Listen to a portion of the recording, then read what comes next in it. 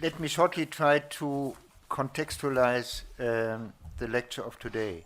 The whole idea I want to present today is about the limits of legal freedom.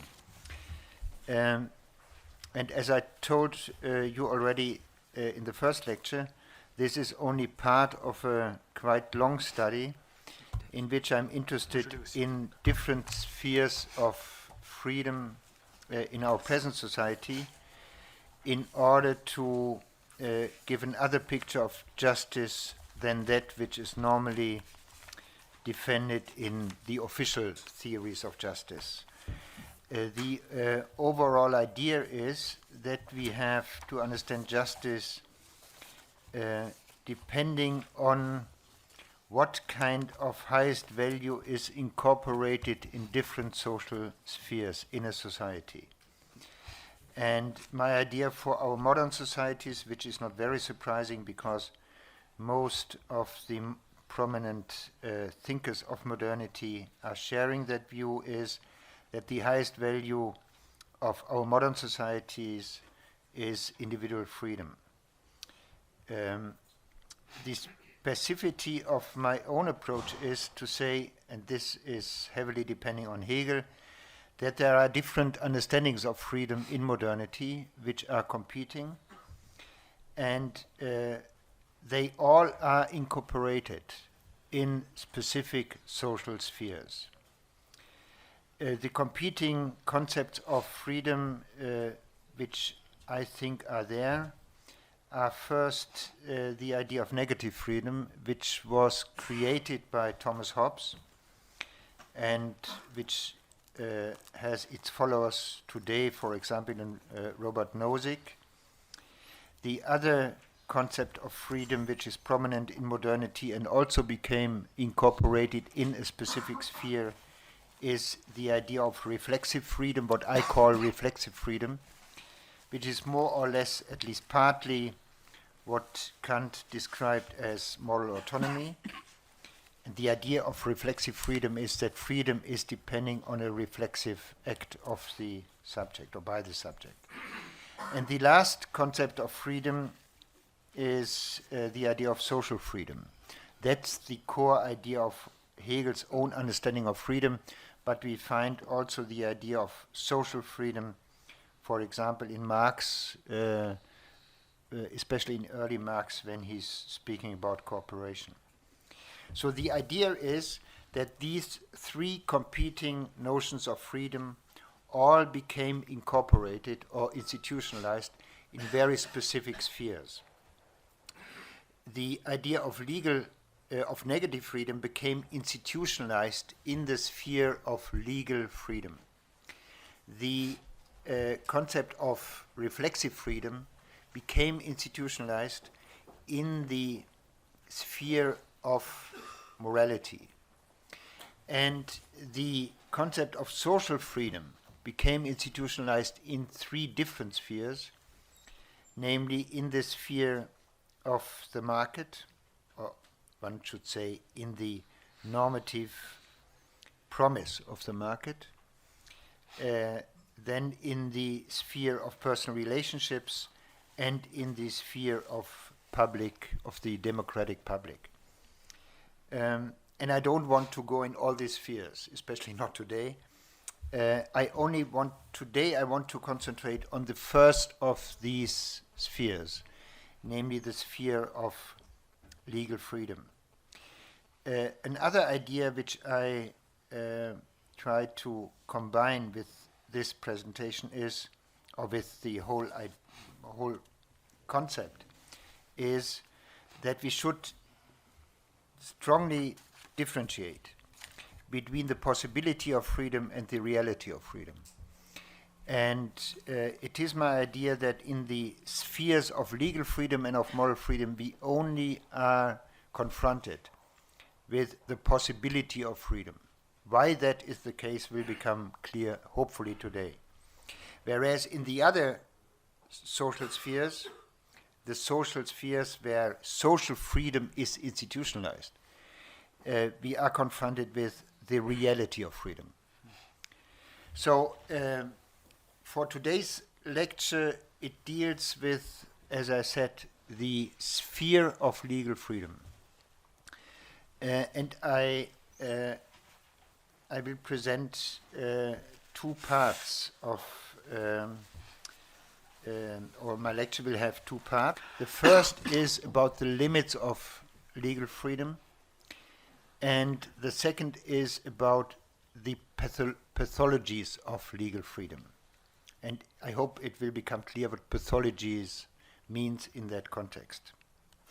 So let me start. The subjective rights of modern state-based law have created an institutional sphere for a very particular type of individual freedom, which best can be called private autonomy.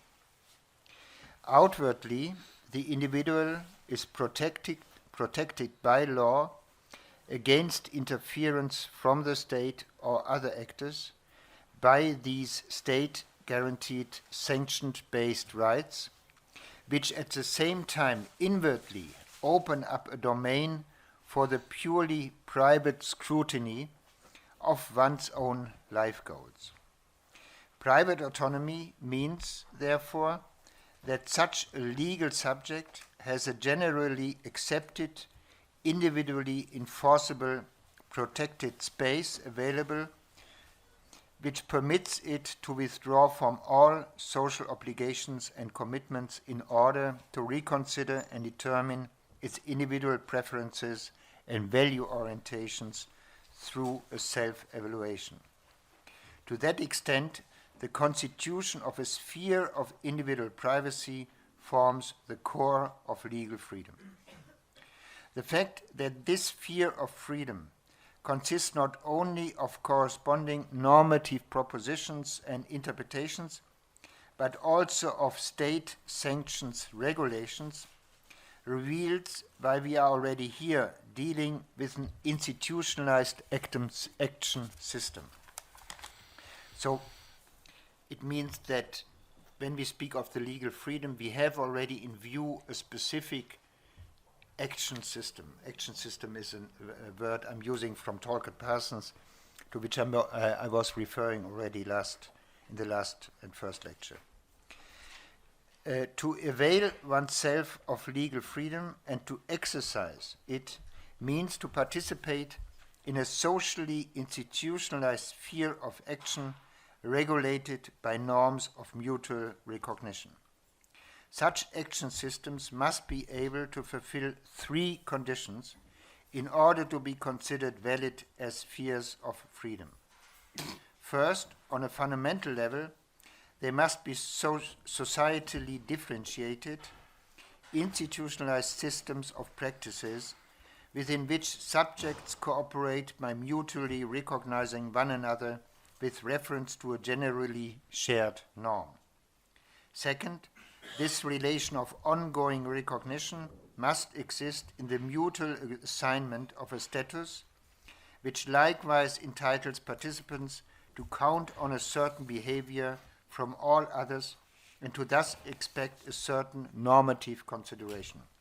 And thirdly, such action systems must be accompanied by the constitution of a specific form of self-relation, a form of subjectivity, which leads to the development of the competences and attitudes necessary for participation in these constitutive practices. I want briefly clarify these three conditions for the sphere of legal freedom in order to subsequently demonstrate its associated limitations and restrictions. So let me clarify these three conditions which I mentioned for an action system of freedom for the specific system of legal freedom. So first, Hegel had, in his philosophy of right, already viewed the system of abstract right as characterized by a particular category of social practices which emerges through the common acceptance of the norm, and I quote, "be a person and respect others as a person." In doing so, Hegel concentrated above all on the special case of contractually enabled economic transactions, although his particular concept of property would have allowed a broader interpretation. When these restriction to economic transaction is subsequently annulled, it demonstrates that the institutionalization of subjective rights enables a type of social action in which subjects encounter each other in a way that abstracts from personal motives and value orientations and therefore act with a mutual presumption of purely arbitrary interests. What moves the other, what in fact occasions the other to real action, is here not germane to what it is communicated. The two central elements of the new type of social interaction made possible by a system of legal freedom are rendering motives unidentifiable or anonymous and successfully coordinating externally identifiable interests. Second, this anonymous form of social communication can only materialize because the subjects involved mutually grant each other the normative status to be able to carry out all actions compatible with a system of subjective rights without the pressure of public justification. They recognize each other, Hegel would say, reciprocally as persons who are entitled to decide for themselves in the context of existing laws which ends they would like to pursue. What is unique about such a form of recognition is the fact that all ethical and personal motives should remain unexamined by it. Whatever occasions my counterparts to action, whichever ethical motives should play a role, I am, as a legal person, required to respect their decisions so long as they do not violate the principles of positive right we have all approved. Naturally, the respect demanded by the decisions of another subject implies the other's ability and readiness to assume responsibility for all the obligations thereby accepted. Hence, the underlying recognition norm includes the mutual expectation to be treated as a subject that can freely follow the legal norms, which means judiciously and without the use of force. Third, on the way toward the establishment of these recognitive relations, there develops a particular form of subjectivity which we can call a legal person. Such a subject must have learned, on the one hand, to abstract from its own moral or ethical convictions, when necessary, in order to not let them become operative in the subject's legally mediated interaction with others. It must be possible, as it were, to mentally bracket the moral norms or ethical principles endorsed by the individual if the action coordination made possible by the law is to be successful. Conversely, it is, however, also demanded from the same subject that they believe their counterpart is capable of autonomously adhering to the legal norms, despite the complete opacity of their true intentions and motives.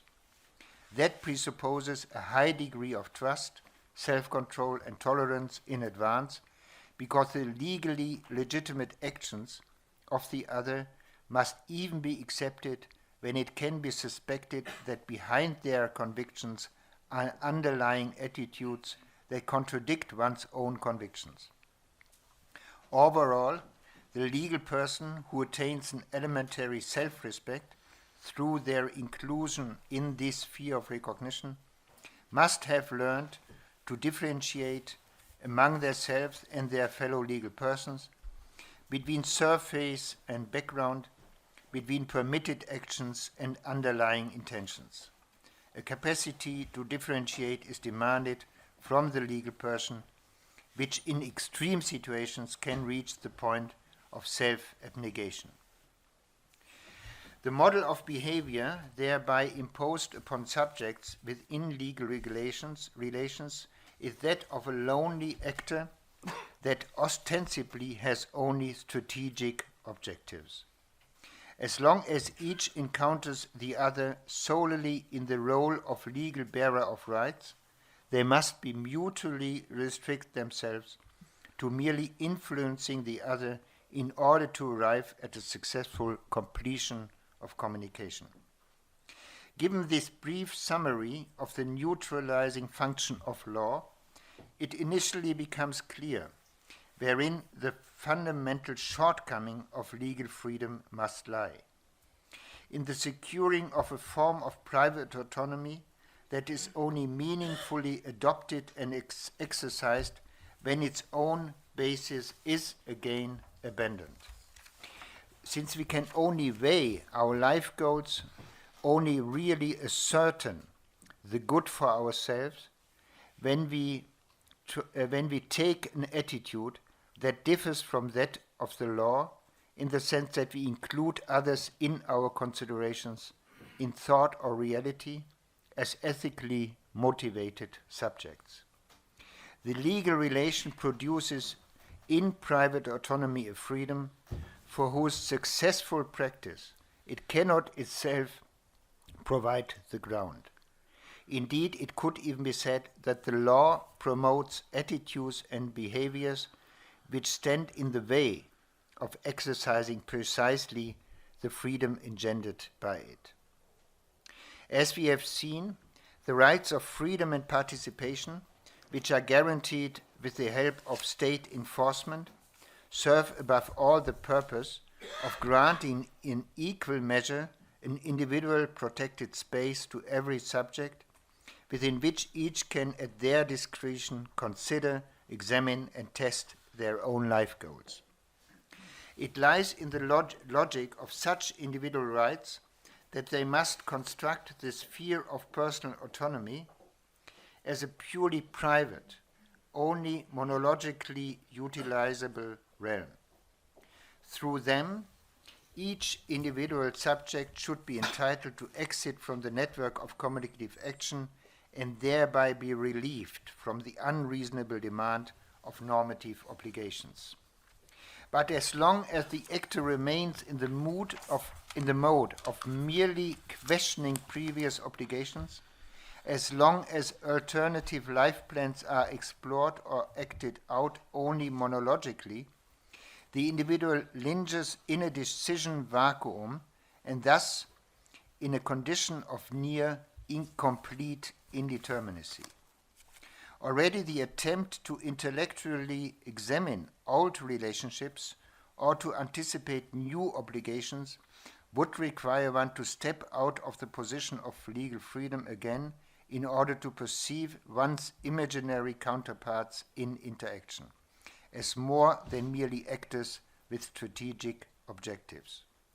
They would in a way have to regain their biographical individuality and colorfulness, which they do not possess as long as they are only envisioned as fellow legal persons with opaque values in mind.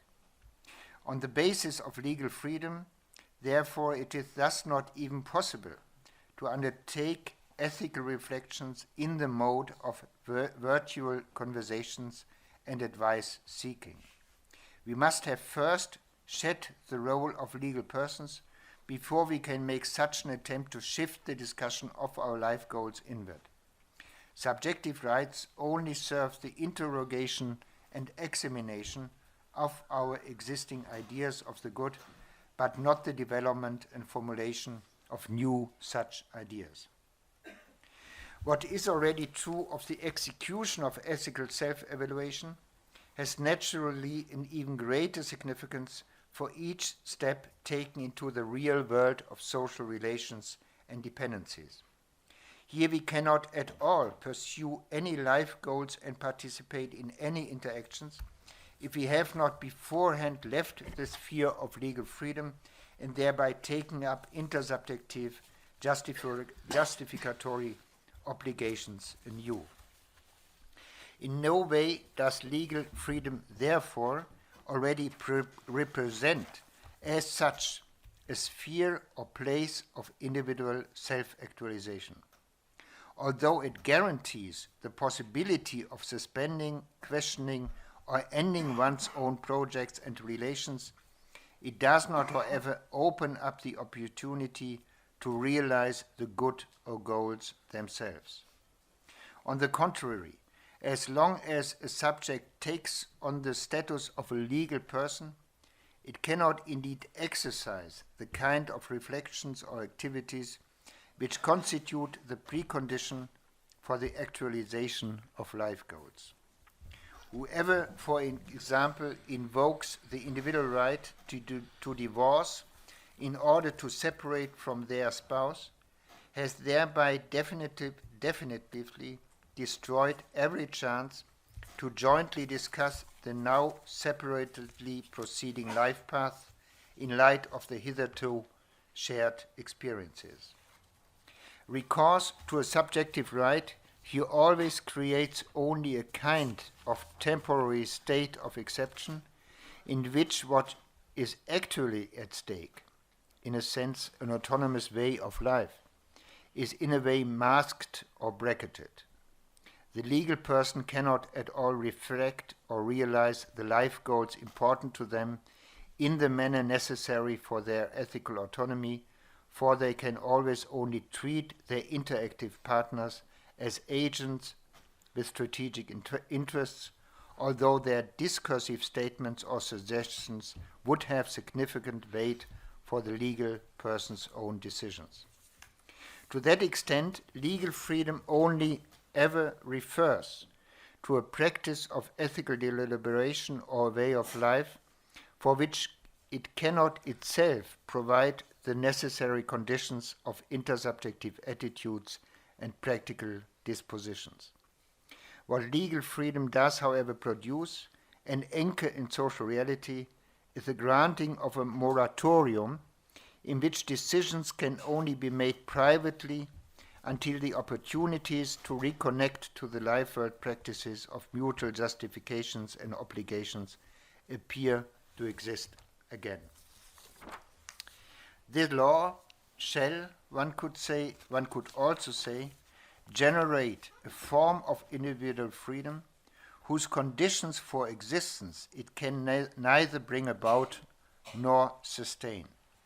It gains sustenance from the merely negative, interrupted reference to an ethical context of practice which arises from the social interaction of subjects cooperating without legal mediation.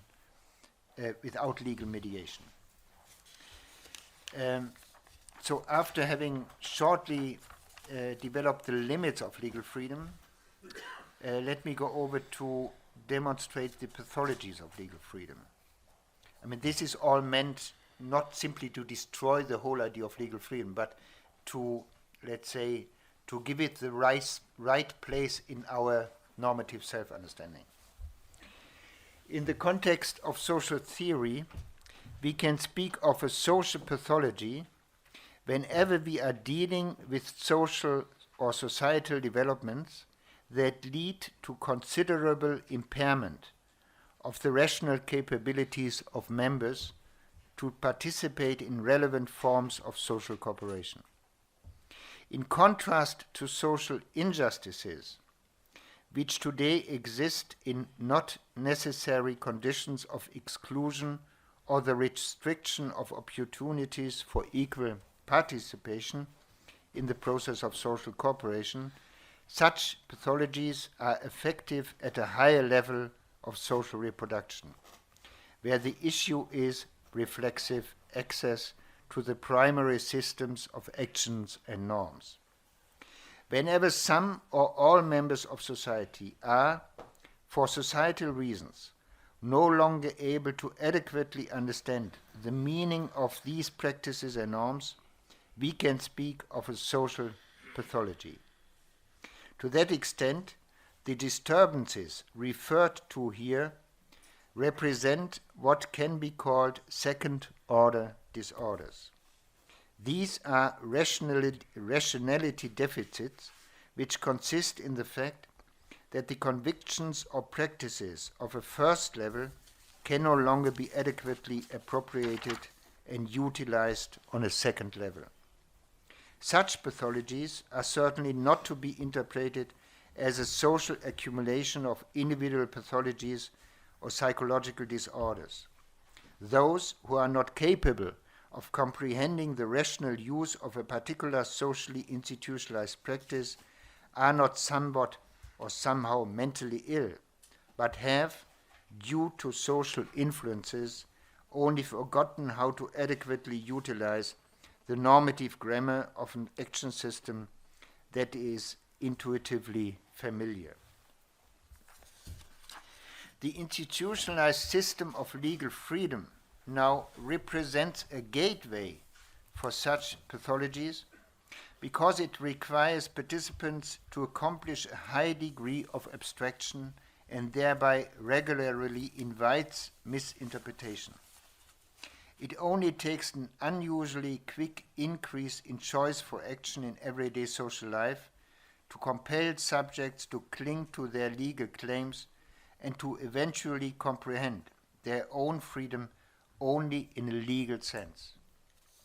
In the course of becoming so one-sided, the significance of communication mediated by law is misunderstood because it is no longer apparent that only opportunities for the temporary rejection of intersubjective action obligations are to be guaranteed here, but not alternative ways of life.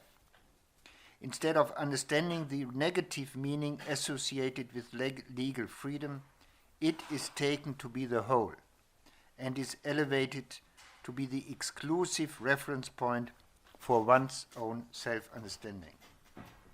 Hegel had in his philosophy of right already observed the tendency of legal freedom toward such increasing independence, having in mind above all singular personalities, which, following von Kleist's character Michael Kohlhaas, become set or fixated in the pure obstinacy of their legal claims. In today's times, however, when the juridification of social relations has, compared to before, greatly increased, such pathologies appear to have long since crossed the threshold of isolated incidents and taken on an almost endemic character. With the increase of the inability to adequately understand the primarily negative nature of subjective rights, the outward manifestations of the respective behavioral symptoms have, of course, substantially expanded. We are no longer merely dealing with the phenomena of an uncompromising fixation on their own legal claims, but also with secondary effects of overtaxing legal freedom, for they result in an unending postponement of action obligations on exclusively juridical image of society. With the aim of giving only a preliminary overview here, I want to try to differentiate two contemporary forms of a pathology of legal freedom. First, my impression is that in the case of social divisions or disputes, we can increasingly observe tendencies to reciprocally insist on the role of rights bearers persons so strongly that the conciliatory potential of communicative action and thereby frequently the original cause of the dispute is forgotten. What is understood to be one's own freedom is in the end only defined by the sum of the rights that are at one's disposal, which is why it is suitable to speak of the conversion of the means into an end in itself. That will be the first case, where the means of legal rights are taken as an end in itself. That I call and will call, let's say, over-legalized person. You will see what that means. A second form of a pathology of legal freedom is of a rather indirect kind, because it essentially consists in the fact that the idea of freedom applied in this sphere functions as a model for identity formation. The idea to, for a short period, free one's own actions from intersubjective obligations in the protection of right is to a certain extent temporarily delimited in such cases and taken as the sole reference point of one's own self-understanding. What is understood here as the epitome of individual freedom is not then defined by subjective rights themselves, but nevertheless by a suspension modeled after them, so that we can speak of the conversion of a means into an ideal of personal life. That will be the second case. In both cases, the cause for the conversion taking place appears to reside in the inability of actors to adequately understand and apply the latitude for action afforded them by law. Instead of therein seeing the chance to temporarily rid oneself of all overly burdensome communicative demands, to explain oneself, and to at the same time realize one's intentions in a way solely oriented toward success, the granted termination of communication is mistaken to be a form of coordination for all other interaction as well. Whereas in the first case, this process of becoming increasingly independent entails the gradual reformulation of one's own concerns and needs into mere legal claims.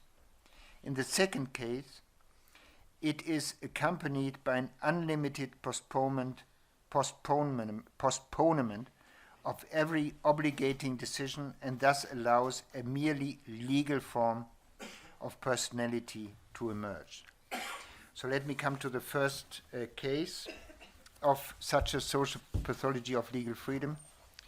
While the institution of legal freedom has over the last decades gained so great a formative power, why it has frequently become a determining principle of subject self-understanding, has not lent itself to simple sociological explanation.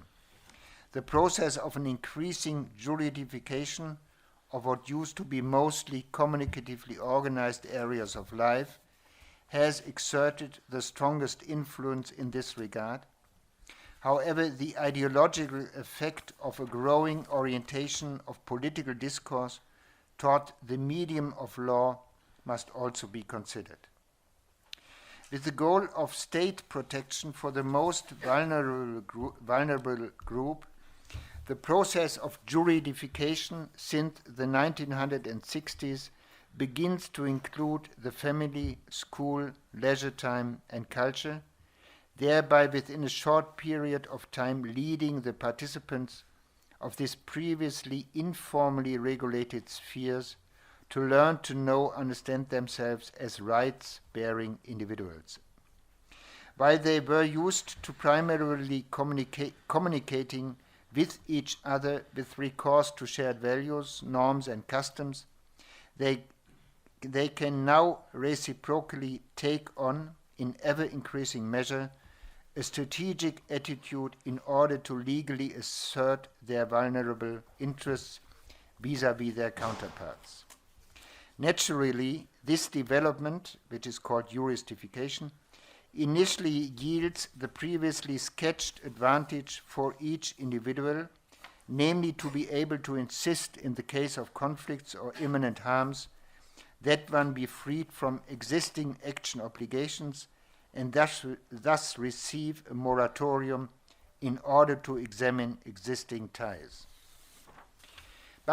However, the fact that through the juridification of communicative areas of life, all parties affected are imperceptibly forced to take up an objectifying attitude regarding the highly individuated interactions taking place, has been viewed as the dark side of increasing juridifications since the beginning.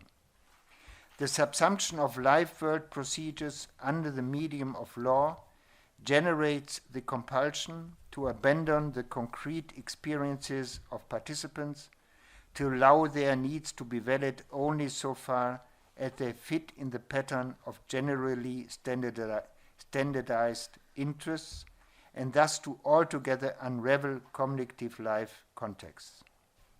As soon as such compulsory abstractions push beyond the courtroom, however, and begin to establish themselves in everyday social life, a mode of behavior successfully takes root in which the subjects learn to view their own intentions and those of their counterparts in light of their legal usability. The ability to differentiate between the strategic foreground and the life world background of their counterpart is lost, and it remains a person that is only the sum of their legal claims. At the end of such a shift in attitude, there exists the conviction that my freedom and the freedom of all others had the same scope, precisely compatible with the law's required abstractions, and thus does not extend beyond its standardizing descriptive borders. The dynamics of such a social pathology, as it appears to me to be altogether typical for the action system of law, are represented in the film Kramer versus Kramer in a way still convincing to this day.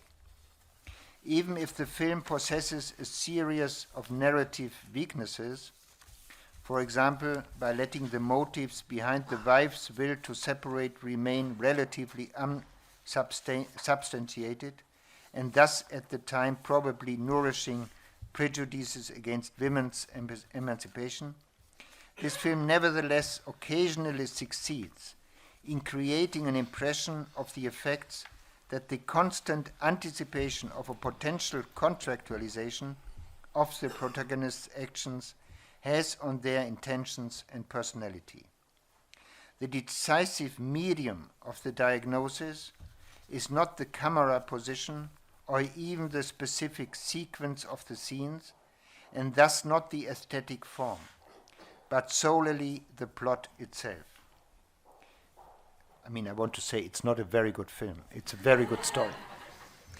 Only on this non-formal but purely narrative level does the film illustrate the process of a transformation of individuals into pure character masks of the law. The suggested conversion becomes particularly visible in the moment Ted Kramer, the former husband, learns from his now ex-wife Joan that she wants, contrary to their original plans, to legally fight for custody of their child.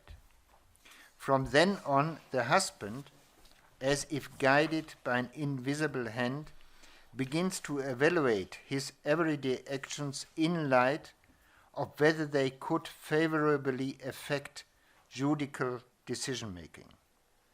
After being fired from his company, he is only ready to quickly accept a decidedly worse-paying job because a permanent position can substantiate his ability to exercise custody. The child's accident is suddenly perceived in retrospect only as a burdensome factor in future court proceedings. Indeed, the overall interaction with the child now moves increasingly toward the perspective of a publicly demonstrable care, love, and devotion. In this way, it is not only the male protagonist, but also the spectator who becomes increasingly uncertain about whether the respective actions are still performed as expressions of truly felt emotions, or if they ought to already be evidence of judicially exploitable good behavior. Where the movie is successful and convincing, it allows the viewers to anticipate the presented transformation in themselves. we experience in the reenactment of the plot within ourselves what it means to become a subject that understands itself in all of its concerns through the perspective of law. This film might very well contain some exaggerations due to the fact that the case of a conflict over custody is especially emotionally charged. Nevertheless, it does make clear in a general way how the path of the first pathology develops. Because the law the parents rely upon compels them to consider the consequences their subsequent steps could have on the future court decision. In the course of working out their conflict, the parents gradually come to lose sight of the fact that hidden behind their mutually observable strivings for success, there are also still concealed communicative needs and dependencies. The more this ignoring of the biographical background becomes permanent, the more strongly others also become included in it, the greater becomes the tendency that this kind of strategic interaction is possible, which the law accepts as a legitimate form of interrupting communication. Instead of orientating one's daily actions and decisions according to reasons that could potentially be shared with others, they are understood in a sense only as an execution of purely private considerations and objectives. Negative freedom, made possible by law, becomes a lifestyle.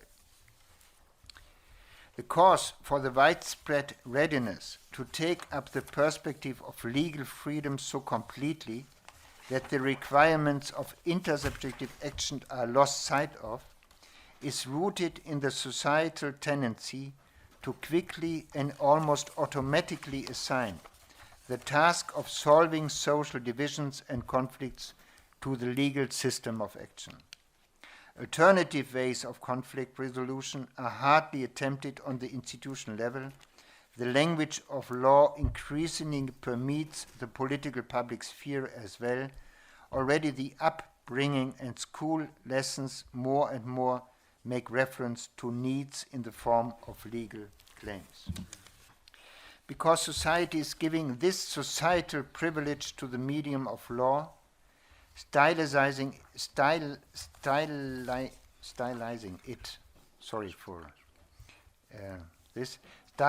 it to be the most suitable instrument of conflict regulation, it becomes more and more difficult for the individual to adequately recognize the need to supplement the opportunities and freedoms provided by law.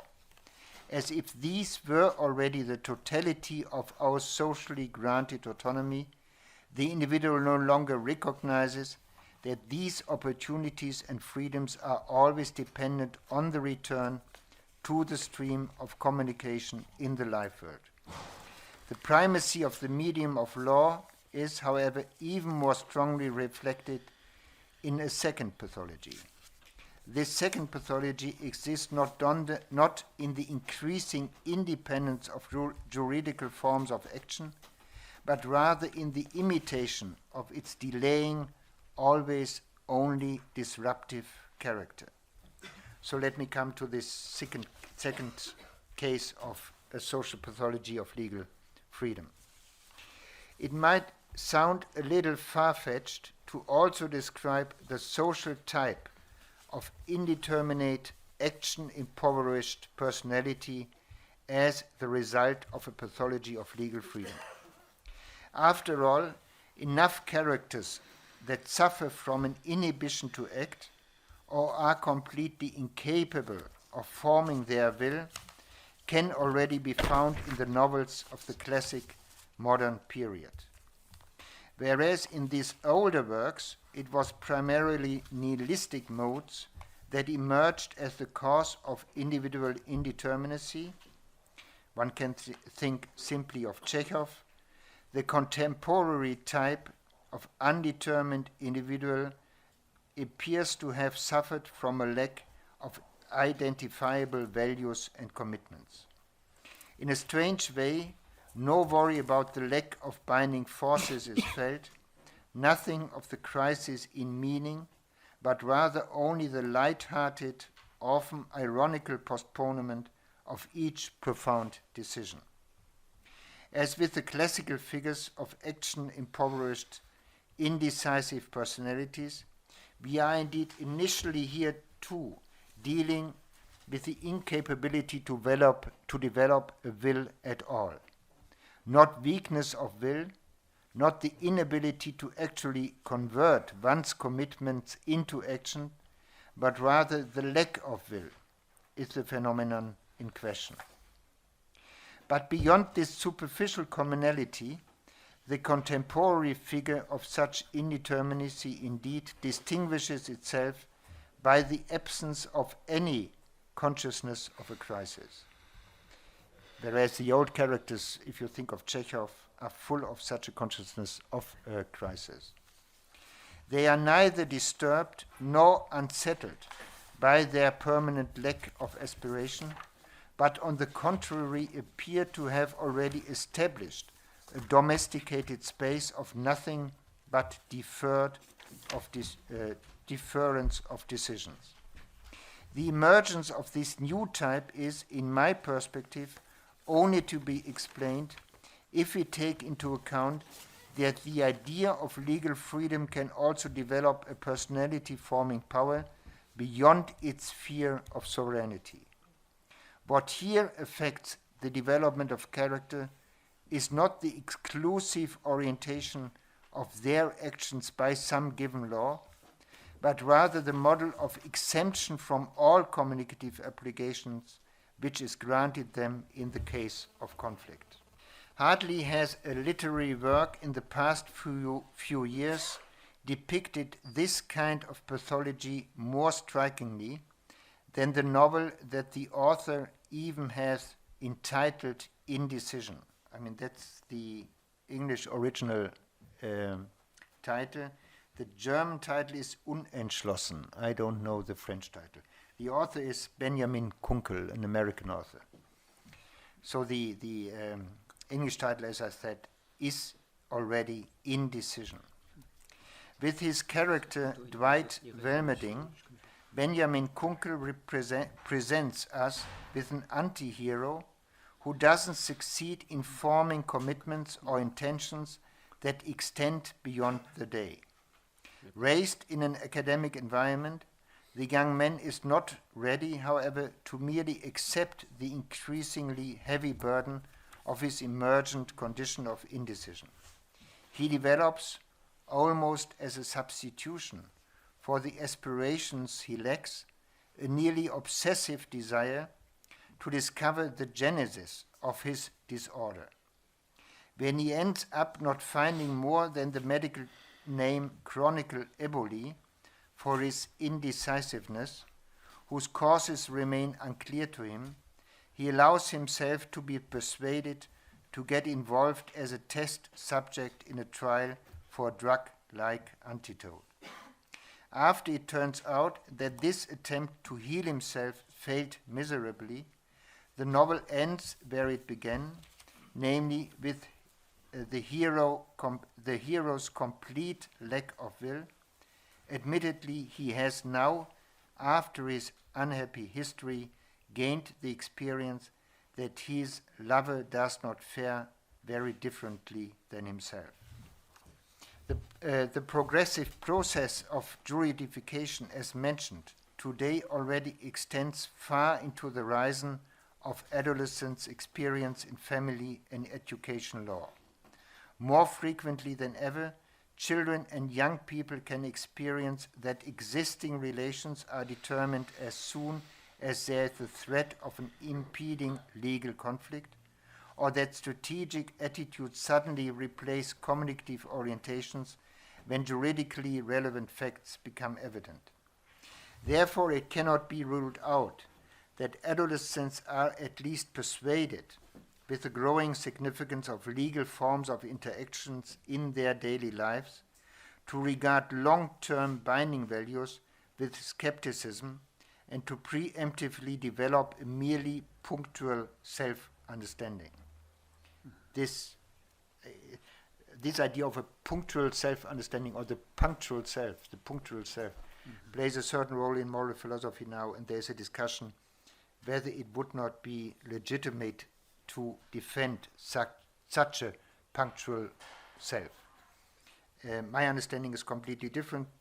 To that, I take it as a kind of social pathology. And social pathology means socially produced pathology. As if to always be prepared for the possible termination of mutual obligations, they would unconsciously guard against allowing any long-term aspirations to develop. If this were a possible explanation for the social formation of a restless, aimless character, then it would again be connected to a growing pathology of legal freedom.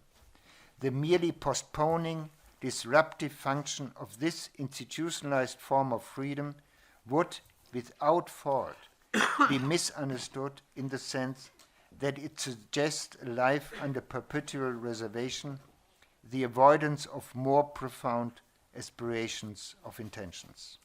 So, thank you very much.